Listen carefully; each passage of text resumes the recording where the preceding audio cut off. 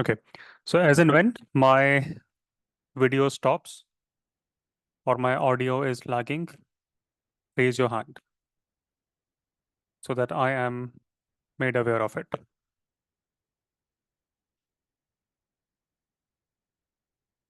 Since no one is raising hand, my assumption is it's going in well. Okay. Now, a few quick announcements. The first one is that there is no class tomorrow. We will have an extra class on Sunday. The class on Sunday will take place at 2:30 p.m. IST, the usual time. Okay. Archita, are you there? Yes, Nandan, I'm here. Great. So please make sure that you post this on the WhatsApp channel as well. No class tomorrow, but we have an extra class on Sunday. The class on Sunday will be at 2:30 p.m. IST, the way it is today.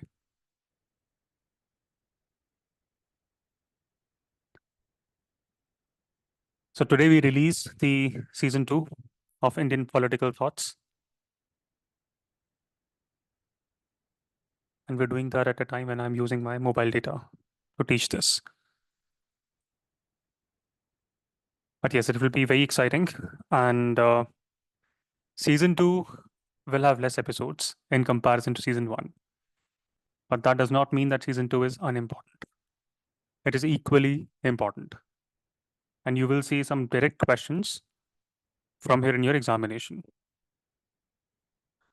But before we proceed further, anyone who would want to quickly recap season 1 for me in your own style? Who were the characters? How did they impact you? How did those characters change you? Perhaps how are you now seeing the world or India around you? Anyone who would want to take up on that Herculean task of recapping the season 1? Go on, Janani. Good afternoon, sir. So we started the Western political thought with a question that what is a statecraft? From there, we ran the entire season to answer that question from various facets of Western political thought. So we started with Plato. Plato established the idea of idealism, and we tried to substantiate the difference between idea and reality. We did it through the allegory of cave ideas and how the flaws in Plato's thought were addressed and how he was criticized by others. And then we moved on to Aristotle, wherein we learned about Aristotle's idea of politics and why he is called as father of political science. He played a very important role to understand how the political science can be used as a statecraft. And then we learned Machiavelli. The ideas of Machiavelli were quite contradicting to what Plato and Aristotle had established. He tried to bring in the dual morality concept, and we tried to decipher the parts of it. And then we moved on to the social contract theorists, Hobbes, Locke, and Rousseau. We substantiated all their three of their ideas with perfect examples, like what the kind of negative perspective that Hobbes had, and how did Rousseau and Locke to intervene him and correct him for the positive nature of human. And then the interesting J.S. Mill, my favorite, had come. J.S. Mill's utilitarian theory was understood in a deeper way on how he reformed the entire utilitarian idea of his teacher, Bentham. And then we learned deep dive into Karl Marx, interesting sessions on how the base and superstructure is built and how it is being used in modern day capitalism as well. And then we ended the class season of Western Political Thought by Anna Arendt. Fascinating women philosopher. Yeah, pretty much that. Okay. Now, how many of you are nervous after Janani's introduction.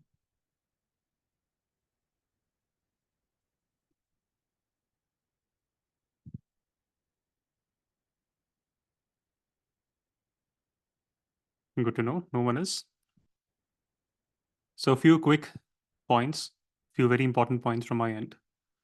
And I would like to lay them out as clearly as possible. The first one is for those who have not been regular with the episodes or those who have recently joined in. One humble request until February at least, pay equal heed to your optional subject also. My sense is all of you are going through and doing your daily tasks for GS. Whatever time you're spending for GS, spend equal amount of time for your optional.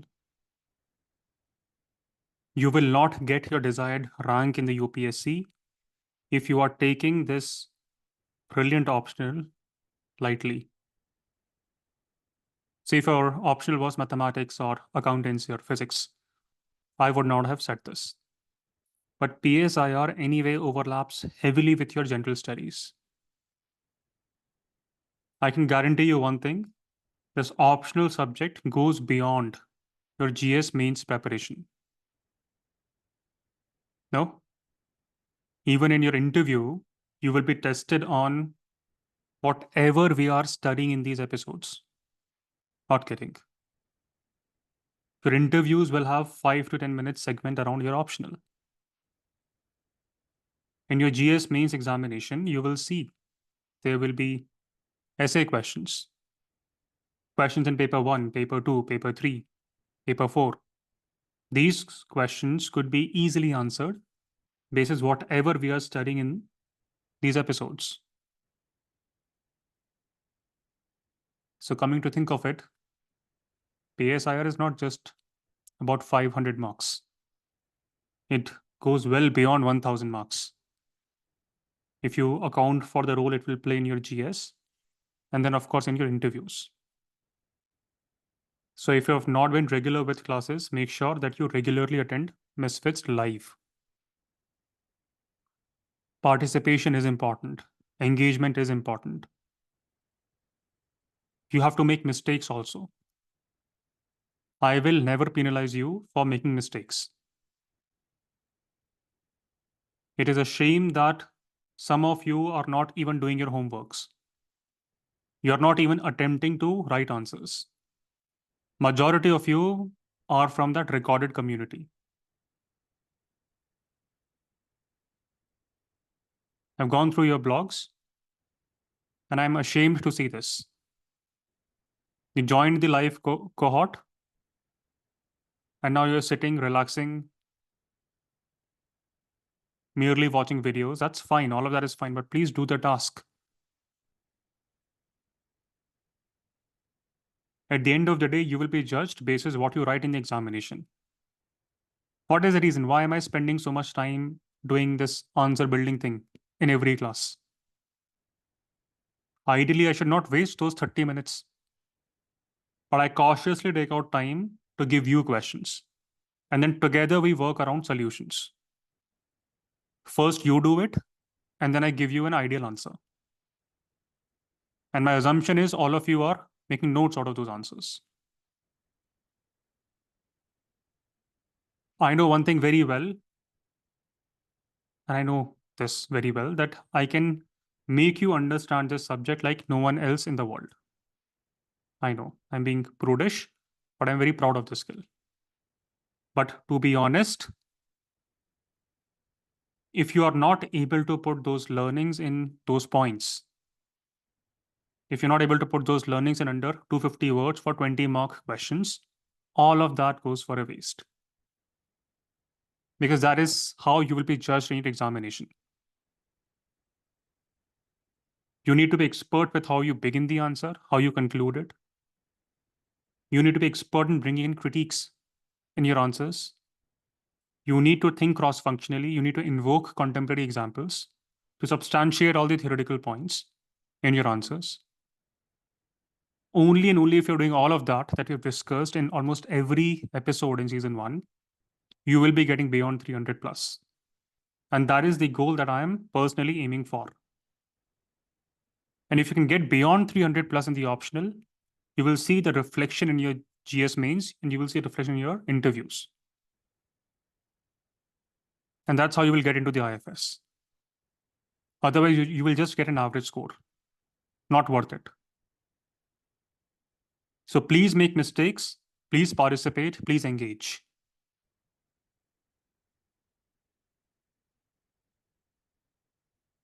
Himanshu wrote terrible answers in the beginning.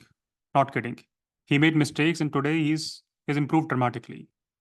I could see similar improvements happening with Soumya, Myra, Janani, Rajshri, and all those who are actively engaging, participating in our episodes.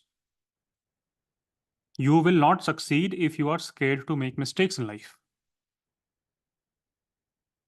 So please make mistakes here at MisFits because there will be a huge cost that you all will pay 1 year down the line if you're not making mistakes here. So for now, please cherish this opportunity. Make the best use of it. So point 1, make sure that you are all attending these MisFits episodes live for as long as you can. We are never going to redo these live classes again. So until February, March, you should have no excuse to skip on these live classes. Of course, I'll try to wrap up the syllabus before that.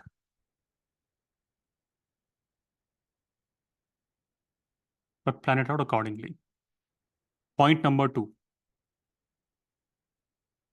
This is for all those who have missed out on season 1. And you have no idea or a very minor idea about who is Niccolo Machiavelli or Hannah Arendt or Plato or Aristotle. How many of you fall in that bucket? Be honest. Raise your hands.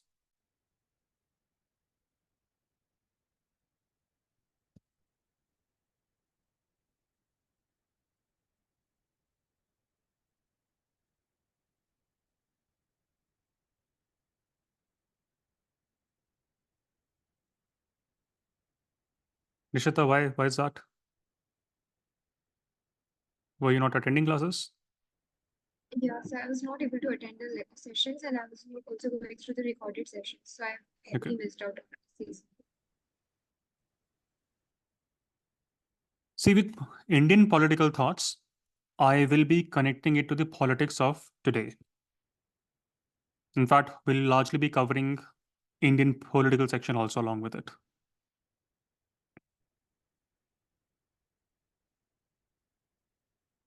So if you have missed out on season 1, please make sure that you are watching at least 1 episode per day for season 1.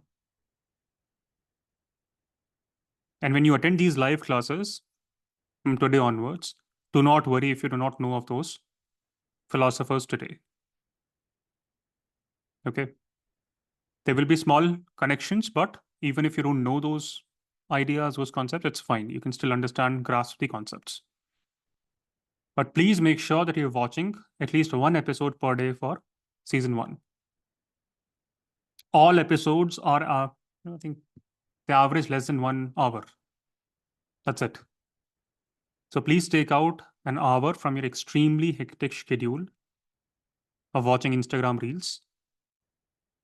Your Insta Reels can wait for another year. Okay.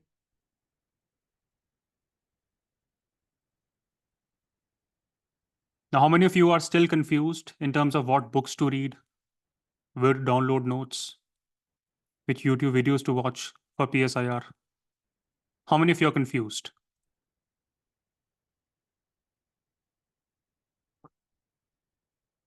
No one? Raise your hands, no shame.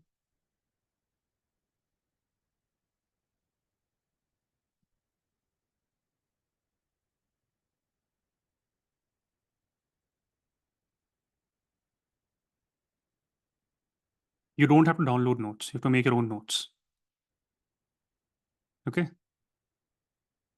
You need to get out of that nonsense habit of spoon feeding. So please don't behave like 2-year-old babies. Many of the toppers will give out free notes, but those are their notes, not your notes.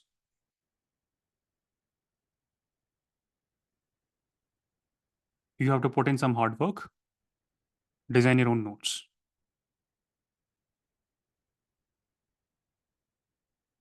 And for those notes, you can rely entirely on MisFits for every second, every minute, every hour. You can entirely rely on MisFits for every aspect of political science and international relations. I'm fully confident on this. And it is getting recorded. You can come back to this recording after your exam is done. I've told this time and again, and I will remind you this again. We are not preparing for our PhDs. We are not preparing for our college exams. We have just one goal and one goal alone, and that goal is to score beyond 300 plus in the PSIR optional. And that is possible as long as you keep your sources limited. And most importantly, as long as you revise those sources, as long as you're getting conceptual clarity on those sources. Follow through on exactly what we're studying here in MisFits classroom. That's my only request. If your friends are in that spree of buying notes from Rajinder Nagar, allow them to do it. If your friends keep on telling you about their expert sources, coaching materials, smile at them. That will make them anxious. But allow them to do whatever they want to do. Your task is simple. Go through these episodes, make notes from these episodes, do your homework, and then revise these episodes if there is any kind of doubt. You will be through. Do not overcomplicate this simple PSIR journey. There are many other things that you need to focus on other than your optional. My job here is to make your job easier. So don't overcomplicate it. Otherwise, you're wasting the time. So allow me to do my job, and you please focus on revising from the same source and rely entirely on MisFits episodes. I will do all the research that is needed. Okay. So with this, we begin our season 2.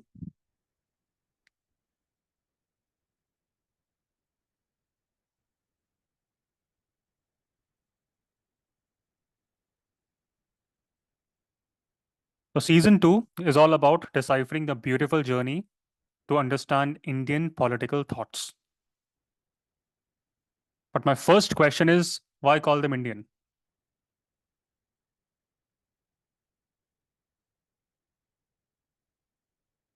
Do you know who all we're going to meet this season?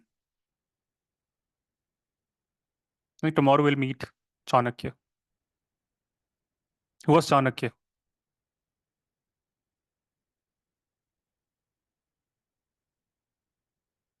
I'm testing your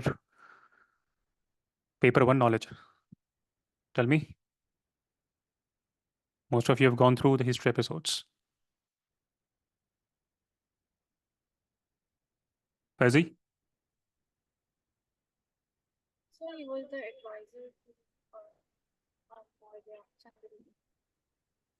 Okay. Looks like he was also engaged in the politics of his day, as has been the case with almost all our philosophers.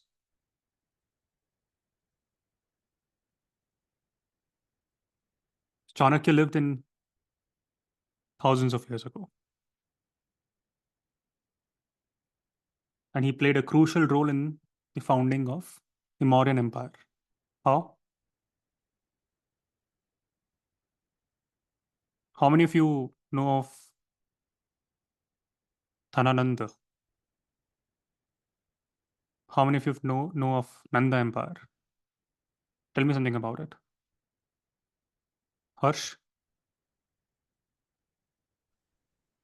Yeah, he was the last ruler of the Nanda dynasty, and Chanakya had helped Chandragupta Maurya to defeat the last ruler of Nanda dynasty. And But why? Chanakya has also written a book, Arthashastra.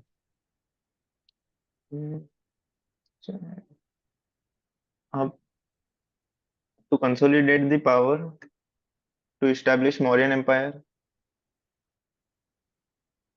The Mauryan Empire did not begin as an empire. It will gradually become an empire.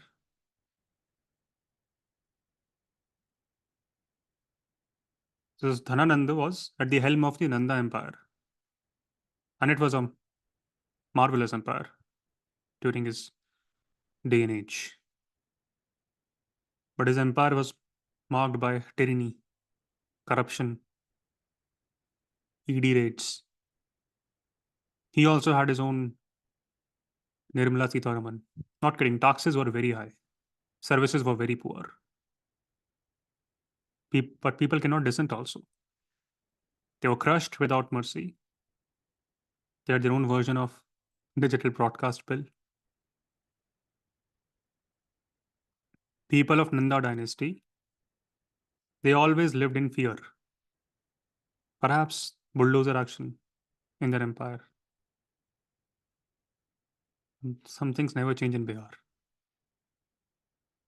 All of this was fine until he mocked Chanakya. That's what the story tells us. And of course, these stories have their own biases. This is Arthashastra, this is a few plays that were written around that age. But that's what it is believed. It is believed that Chanakya, he approached Dhananand's court. He had a vision to unite Bharat. But Chanakya was humiliated in front of the entire court, ridiculed for his views, his ideas, his appearances. And Chanakya, he stormed out of the court. And he made a vow that he would not tie his hair back until he had dethroned Dhanananda. And that happened eventually, we know that. He was a remarkable strategist, no doubt. But you need more than a strategy to defeat an existing empire. That strategy needs warrior, a leader who inspires the people, a leader who will rally them against the tyranny. And that leader later on went on to become Chandragupta Maurya. There is absolutely no need to take notes. None of this will be asked in the examination.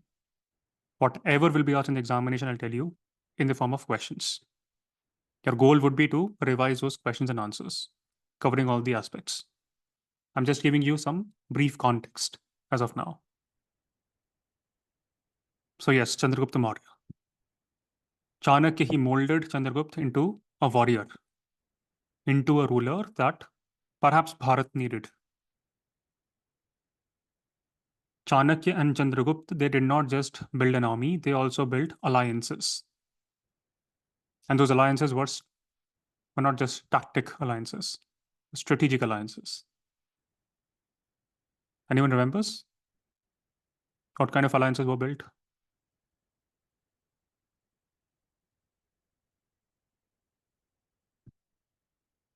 Soumya? The matrimonial alliances. Yeah, give me examples. He married Lynchvi princess, and also he married after which his name was Sandrocotus. He was given this name. I think it was a Greek princess. Yeah. Go on, Soumya Sharma. Yes, I had the same answer that he had matrimonial alliances. Plus, he also built alliances with the Greek ambassador, Greek governor of Alexander. So after he defeated that governor, he also built a treaty with him. So they resolved the fight with diplomacy rather than just might. Chanakya was a master of statecraft. He employed espionage as a tool to build allies, maintain alliances. He carefully placed spies in key positions throughout the Nanda Empire.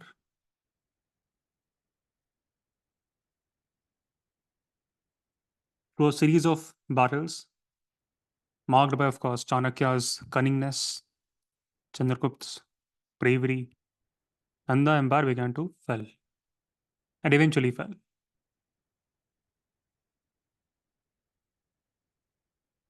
But how do we all know this? There were no YouTubers back then who can give conspiracy theories, no media. We, of course, know all this through ancient texts. In fact, one of the most important sources attributed to Chanakya is something he wrote himself, Arthashastra. What is Arthashastra? What does earth mean? Wealth, economy, prosperity, earth. Shastra is what? Science. So if we literally translate Arthashastra, it translates to science of economy. Arthashastri is the word we use for economists, right? Even today, we do that. But was this book only about economics? As the name indicates.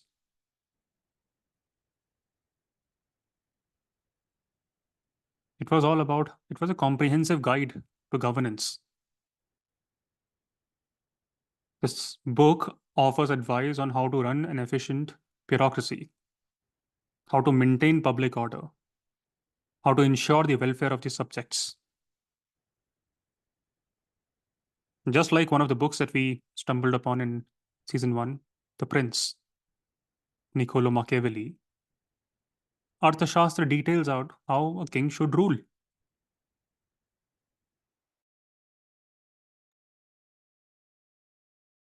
This book is a masterpiece for anyone who wishes to join the Indian Foreign Service. Remarkable book.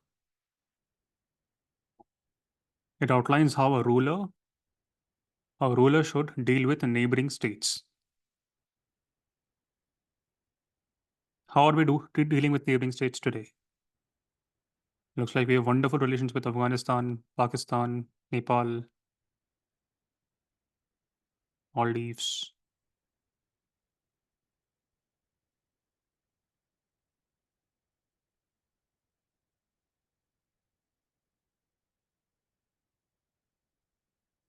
Not just public administration or foreign policy or economics.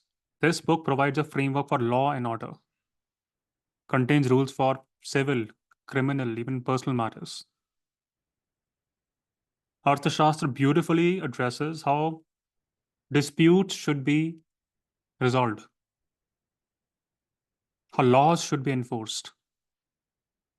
Just imagine thousands of years ago, a philosopher wrote this book. Up until now, some of you were wowed by what Machiavelli wrote. Chanakya is writing all of this 2000 years before Machiavelli was born. Arthashastra did not just stop with legal or judicial systems or economic policy or foreign policy. Arthashastra pragmatically approached the aspects of ethics, values of which something UPSC realized only in 2013, right? Before that, there was no ethics paper. And even if we have the paper, seeing how things are working out. But now my question is, how is it possible for someone to write such a remarkable masterpiece thousands of years ago? Today, India is celebrating useless books written by Ankur Warikoo, Chetan Bhagat. Thousands of years ago, we had Chanakya giving us the science of statecraft, something that has a relevance even today. How is it possible? What if I ask you this question in your UPSC interview? How will you respond? Subhash? And there will be a lot of cold calling. And no one can ask me to repeat the question.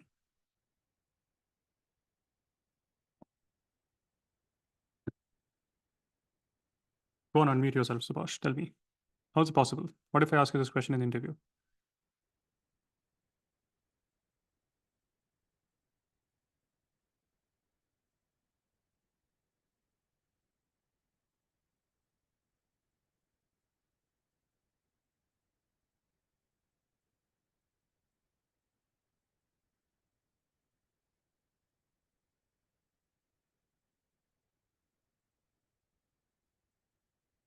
It's not very difficult to unmute yourself. Sumail, go on. Good afternoon, sir.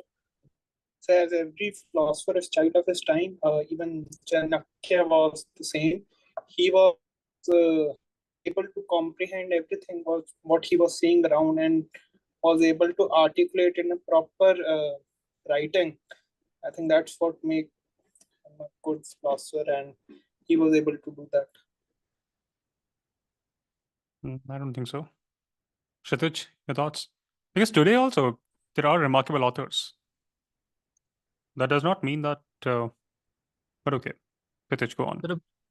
Sir, a period of past does not mean that the period of past was a period of lesser intellectual enlightenment. We cannot conclude that. I'm not asking you to conclude that. I'm asking you a question. How is it possible thousands of years ago for Arthashastra to be written? What was so remarkable about that age? Perhaps India was an education hub back then. Takshashila. Ancient India was indeed a global center of learning. Nalanda. These universities attracted students from across Asia and beyond. I think I've told you time and again about how do you create superpowers. We discussed that during Gramsci, how to create superpowers. Institutions play a very important role. These centers, they fostered advanced thinking. Subjects like philosophy, mathematics, politics, astronomy, medicine, Aryabhat, Agurjan, Chanakya. They were the products of these vibrant intellectual ecosystem.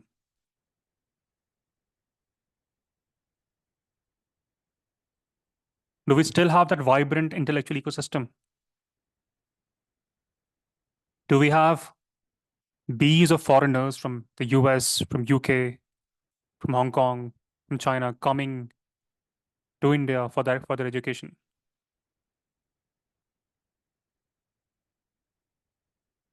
Do we have that advanced level of research going on? I think IIT Kharagpur students were asked to write an essay on Modi ji.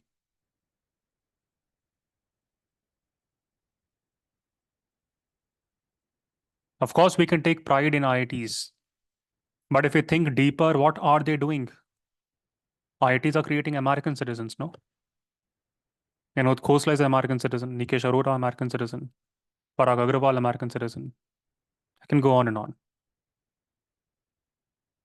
And why shouldn't they leave India? They are all left.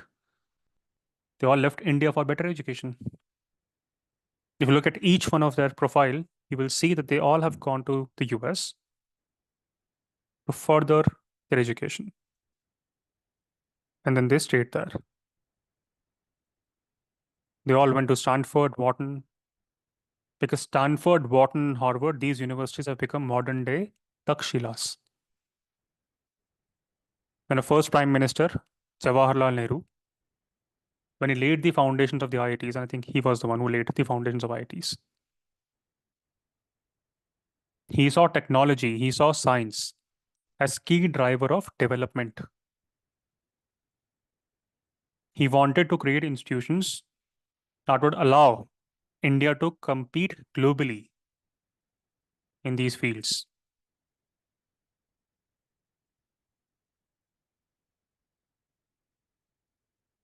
But now things are changing.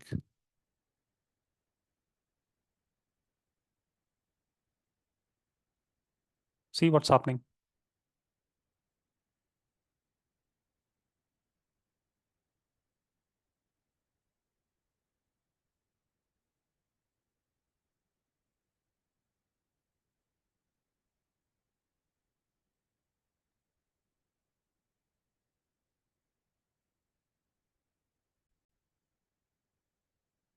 को ज्यादा समझता भी नहीं, जानता भी नहीं। बर्तन को उल्टा करके उसमें छेद करके एक पाइप डाल दी और जो गटर से गैस निकलता था वो पाइपलाइन से उसके अपने चाय के ठेले में ले लिया और वो चाय बनाने के लिए उसी गैस का उपयोग कर करके चाय बनाता था। सिंपल सी टेक्नोलॉजी।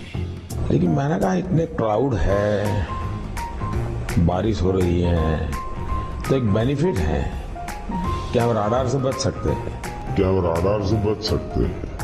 एक्चुअली सर्दी ज्यादा नहीं है, उनकी उम्र बढ़ने के कारण उनकी सहने की शक्ति कम हो गई। वैसे ही ये क्लाइमेट चेंज नहीं हुआ है, हम चेंज हो गए।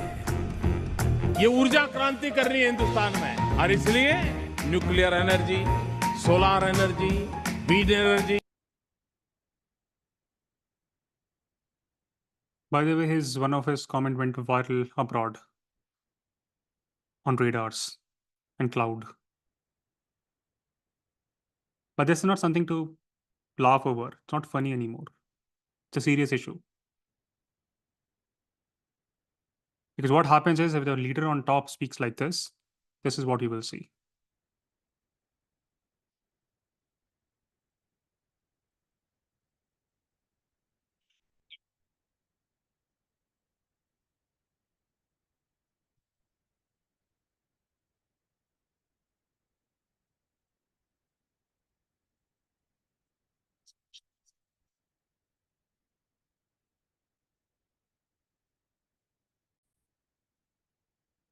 हाल ही में बीजेपी बंगाल चीफ दिलीप घोष ने कहा कि भाई गाय का जो दूध होता है उसमें सोना होता है, तभी तो दूध पीले रंग का होता है। ভারতীয় গরুর বৈশিষ্ট্য হচ্ছে তার মধ্যে তার দুধের মধ্যে সোনার ভাগ থাকে, সেজন্য দুধের রং একটু হলদে হয়। সেজন্য ওই গরুর যে কুঁজ থাকে, কুঁজের মধ্যে একটা নাড়ি থাকে, স্বর্ণ নাড়ি বলে। इस लॉजिक से तो पीले मेरे दांत भी हैं, तो इसका मतलब क्या यूट्यूब चैनल बंद करके मैं दांत घिसने बैठ जाऊं? और ये महाशय गाय को लेकर गोल्ड लोन लेने पहुंच गए। अब सही बात है, स्टेटमेंट दिया है तो लोन भी दो ना। और दांत और गाय तो छोड़ो, बहुत कुछ और भी पीला होता है। खैर छोड़ो, उसमें लोन नहीं मिलेगा। गोबरनॉमिक्स की पढ़ाई गोबरलॉजी के प्रोफेसर साध्वी प्रज्ञा, मेरा मतलब है साध्वी प्रज्ञा के बगैर थोड़ी ना पूरी हो सकती है। इन्होंने गोबर से कैंसर भी ठीक कर दिया था अपना। मैंने गौमूत्र से और पंचगव्य से बनी औषधियों से अपने को ठीक किया, अपना कैंसर ठीक किया है। अब बेचारे डॉक्टर इस बात से कंफ्यूज हैं कि कैंसर चलो माना कि सर्जरी के बावजूद गोबर से ठीक हो गया है, चलो ये बात मान भी लेते हैं, लेकिन ये जो साइंटिफिक डिस्टेंपर की बीमारी है जिसको लेकर ये लोग घूम रहे हैं, उसका क्या किया जाए? उसका कौन सा मेडिकल इलाज है? गाय भी ना मस्त जानवर है।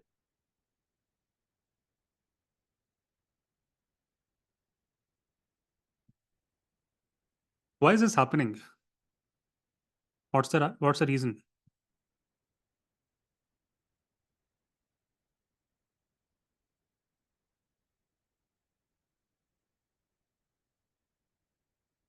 Many in states of UP, MP, Bihar, they look at their leaders. They take inspiration from them.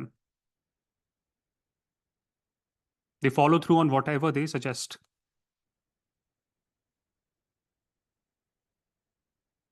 Today, it's extremely difficult for an oncologist to convince many of their patients to go for chemotherapy.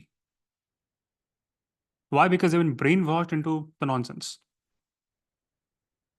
They don't undergo chemotherapy. You and I, we might consider that, but there are many who are not well educated.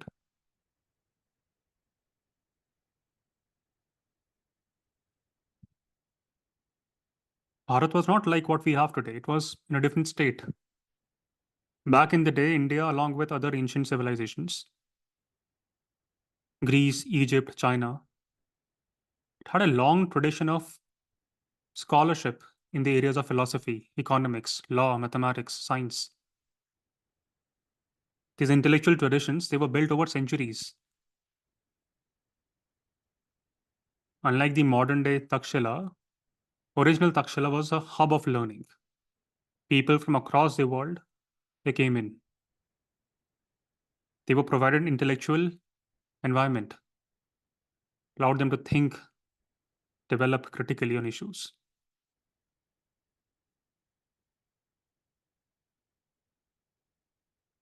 But here we have IIT Kharagpur students given a task. This is a news article. Let me show it to you because some of you may not believe me.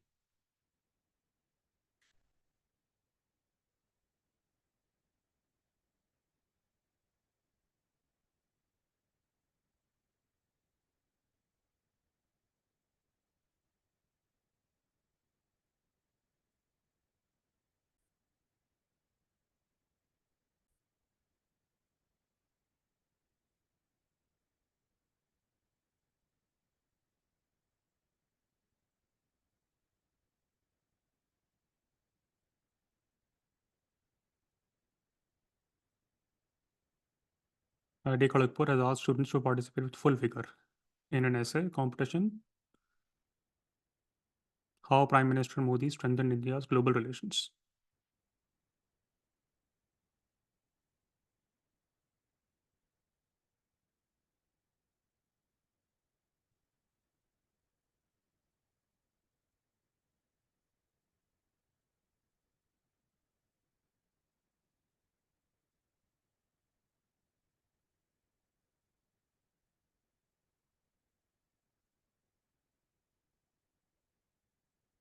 This is the environment where the cream of India is studying. So how can we blame them for pursuing better education in Stanford, Wharton, Harvard? Many in IITs, many in St. Stephen's, they thrive because of the competition amongst their peers. The professors, they hardly have a lot of role to play. They don't have that role to play. Of course, there are exceptions, but those are exceptions. But now let me come back to the original question. Indian political thoughts. Why call it the Indian political thought? Now listen to this very carefully, because if we think about this, India as a modern nation state, it existed from 1947 onwards.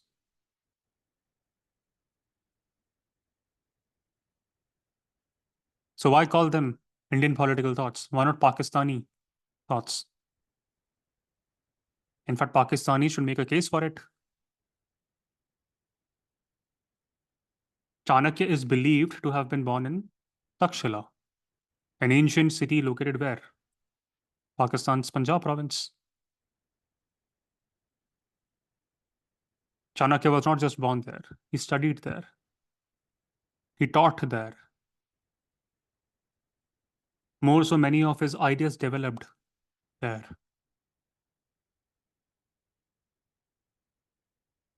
If you think about it, Chanakya's formative years, those were tied to what is now in Pakistan.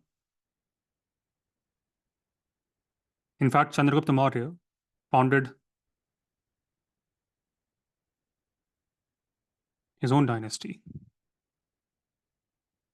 It extended through large parts of Balochistan, Punjab, Sindh. Then why do we call it or categorize him as Indian political thinker? What if I ask you this question in UPSC interview? How will you respond?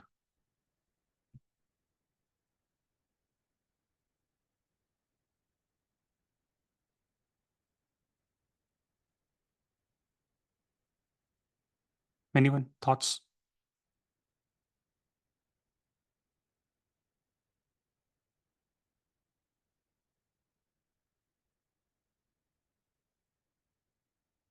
Go on, Rajshri. So we call it Indian political thought and these people as Indian political thinkers because they dealt with the ideas that originated in the Indian subcontinent and not in the modern nation state. That we call it now. Okay. Myra? So at the similar point that countries that we know today, like Pakistan, Bangladesh, were all part of the Indian subcontinent earlier. So maybe that is the reason. All right. This term India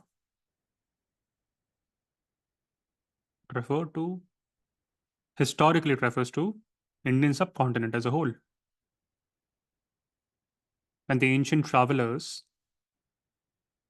when they visited the lands of Pakistan, Bangladesh, Afghanistan, the modern day nation states, what did they refer to this land as? I guess then he wrote a book. What's the name of that book? Indica.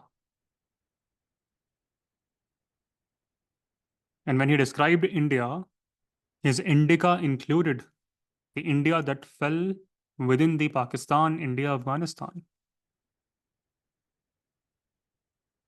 For Greeks, this name was derived basis the Indus River.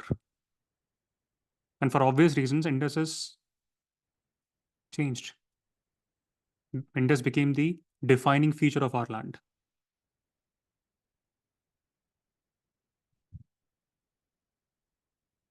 Herodotus, Megasthenes, they all refer to our land as India.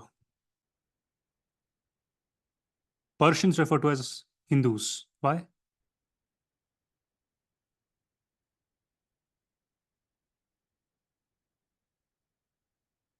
Samya? So Persians have a speech problem. They used to pronounce the sir word as her. So they used to refer to this land as Sindhu land. So instead, they can't speak that S word, the sir word. So they call it Hindu. But why? How did Sindhu land came in? How did that happen? So the river Sindhu. Yes. The story again goes back to Indus River, a river termed as Sindhu Nadi. Persians, even today, they have difficulty in pronouncing the initial S sound. Sindhu became Hindu. Looks like Hindu was a geographical term, not a religious term.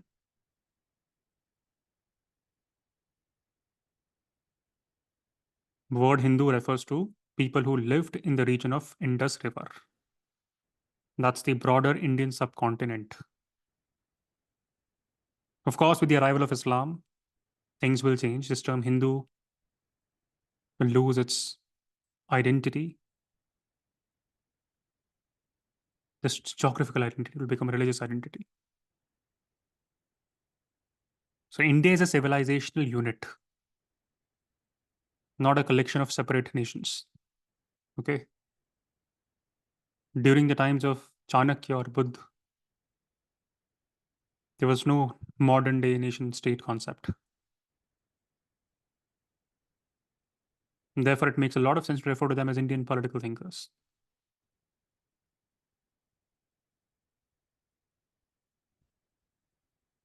Modern political boundaries should not define ancient thinkers. And just as Greek philosophers like Aristotle, Plato, study them as part of Western philosophies. Greece is a distinct nation today. Chanakya is studied as a part of the Indian political thought, despite his connections to what is now modern day Pakistan.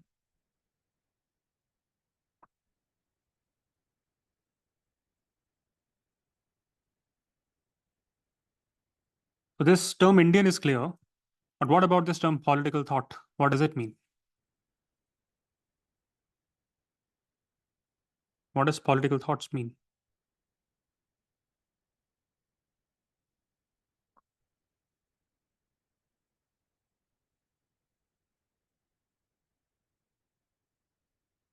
Yes, Himanshu? Sir, thoughts which hinges around the maintenance and holding of the power and the statecraft, around controlling the institutions, etc. etc. Political thought. Anvesh? So I had the same idea that political thought would be the idea around statecraft, the working of the state machinery, and how a ruler should be.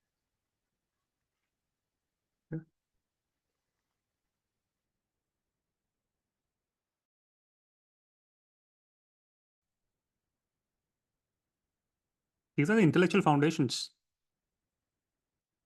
Political thoughts. Intellectual foundations that helps shape how society or a nation is governed, how rulers should behave, how power should be distributed. Chanakya might believe in strong, centralized governance. And of course, he will give reasons for it. But Gandhiji may come and talk about his decentralized, community-based governance. Ambedkar ji may believe in constitutional democracy. Whatever the case may be, in our journey to understand Indian political thoughts, we will continue our discussions on key concepts of governance, power, authority, rights, duties, justice. Justice is important.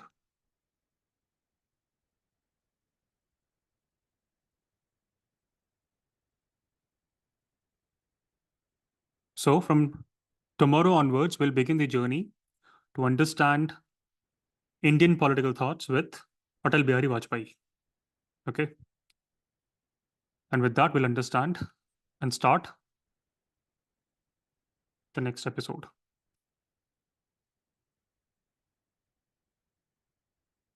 So today was just an introduction, and I look forward to seeing you, not tomorrow, I think on Sunday. Sunday, we'll meet all of you. Good luck, and keep on attending live classes. See how remarkable this could be if you were to stay diligent, at least for this season. Okay, good luck. Take care.